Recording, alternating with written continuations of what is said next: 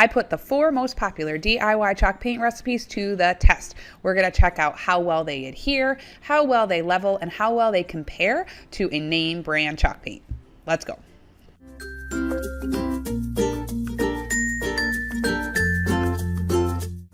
If I learned one thing in science class, it was that when you're doing an experiment, you need to have one variable and keep everything else controlled. So that's what we're going to do here. Here's my variable. I'm going to mix up a batch of chalk paint with baking soda, chalk paint with unsanded grout, chalk paint with plaster of Paris, and chalk paint with calcium carbonate.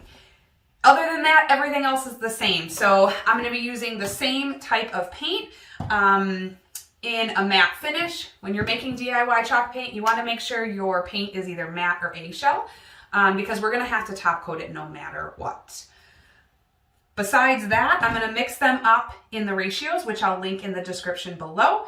And then we'll see how they adhere to the same surface, which is this piece of a laminate furniture top. All right, let's start mixing these up. Before we start, will you hit that like button? It sends good messages to YouTube and hopefully helps it to show to other people who may find this helpful. Thanks so much. When making your own chalk paint, I highly recommend you use a battery-operated mixer to mix up the paint really well. This specific one has a whisk attachment, which is my favorite. It also works great for milk paint. I'll link it in the description below.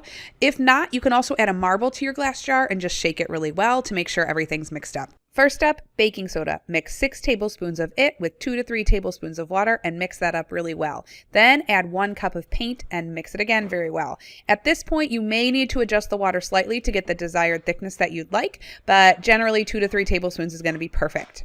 Next up, calcium carbonate. You'll mix 4 tablespoons of it with 2 to 3 tablespoons of water. Mix that up well and then add 1 cup of paint. Non-sanded grout is next. You'll mix 1 tablespoon of this with 2 tablespoons of water. Mix it well and then add 1 cup of paint and mix again.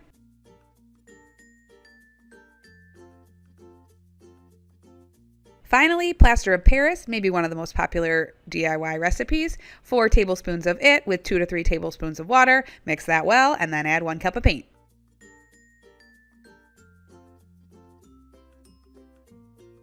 I'm putting one of the toughest surfaces to paint on to the test in this experiment.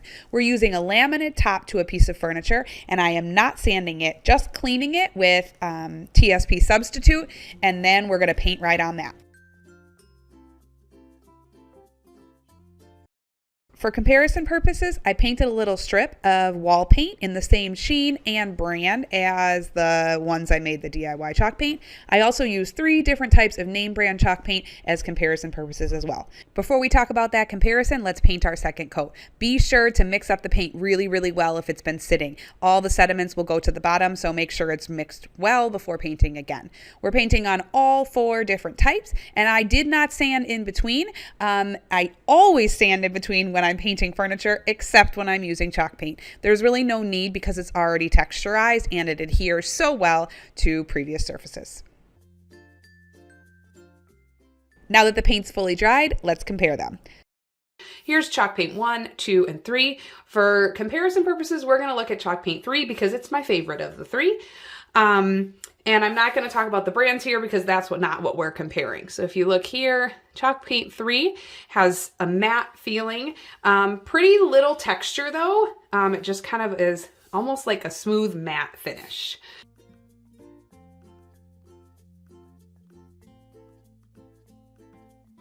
Here's a close-up of that name brand chalk paint so we can use it as a comparison when we look at the DIY ones. Baking soda gives a very matte finish and also very textured. You can see it has little teeny bumps everywhere throughout the paint, and you can also see some of those brush strokes.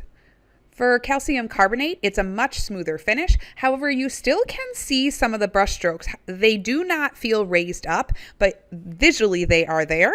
It almost is less matte. It almost is slightly shiny.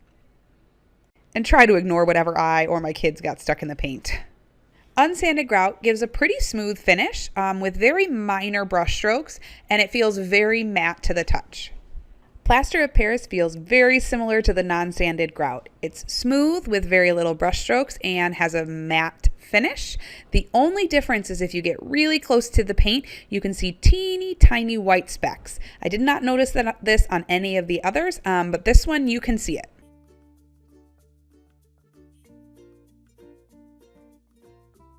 For the adhesion test, remember this was painted on laminate, which is really hard for paint to stick to normally. This chalk paint came off kind of easily. Same with this one. This one stuck even a little better, and then the paint came off super easily. I was able to scratch off the baking soda. It took about as much pressure as the first two name brand chalk paints. Calcium carbonate was a little bit harder to scratch off, but still did scratch off. Unsanded grout was even harder. I needed more pressure there, similar to the third name brand chalk paint. And plaster of Paris probably came off the easiest, but still adhered pretty well. I also sanded with 220 grit sandpaper just to make sure that the paint stuck well and didn't remove with sanding.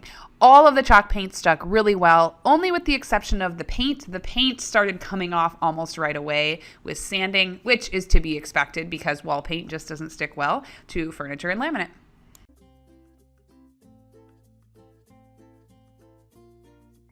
For the distress test, I wanted to see how well the paint distressed in case you're wanting to use it for that purpose. The baking soda sanded away pretty easily. The calcium carbonate was harder to sand away, and it sort of gave this unnatural distressing. It almost came off in strips. The unsanded grout was really, really, really hard to distress. I would not recommend using this if you're looking to distress a piece of furniture.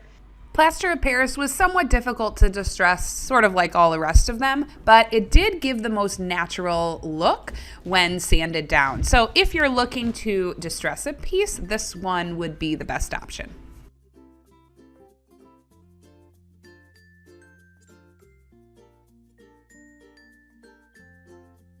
Let's add a top coat and see how these chalk paints turn out. We're going to try two different ones, furniture wax and water-based polyurethane. These are my top two favorites for finishing chalk paint in general, so we're going to see how each one looks on each of the 4 chalk paint recipes.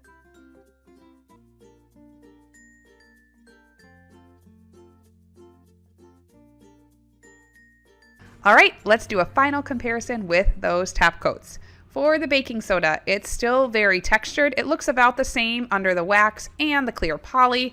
You can sand it down and it gives a smooth finish, but you can see it gives a slight variation in the color as well. The calcium carbonate gives the smoothest finish and has a slight shine to it. It's less matte than all the rest. It looks the same under the wax and the clear poly. I would not recommend sanding that top coat because you can see it actually shows some of the brush strokes there. But once you top coat the part that's not sanded, you won't see any of those weird color variations that we saw in that first round. For the unsanded grout, it is slightly textured. It looks great under the wax and the clear poly. I think if I had to choose, I would actually prefer the clear poly on this one. It also sands down really nice to a super smooth finish and looks great under both surfaces as well. But again, that's kind of a lot of work on a whole piece of furniture.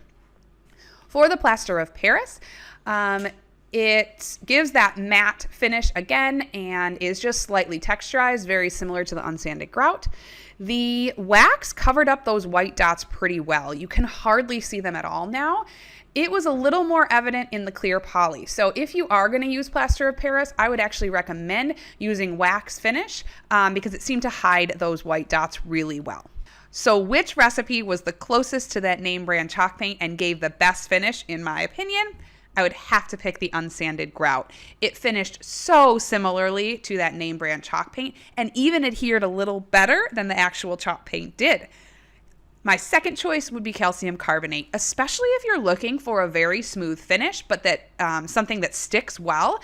Calcium carbonate is definitely your best option. It's not going to look as much like chalk paint, but it's going to stick to the furniture and give a nice smooth finish that really looks beautiful as well.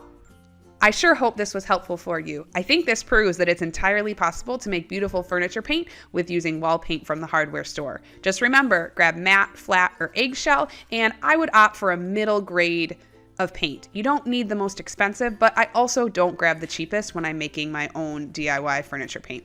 Thanks so much for watching. Please subscribe for more budget-friendly ways to decorate your home without buying new, or check out my blog, refreshliving.us.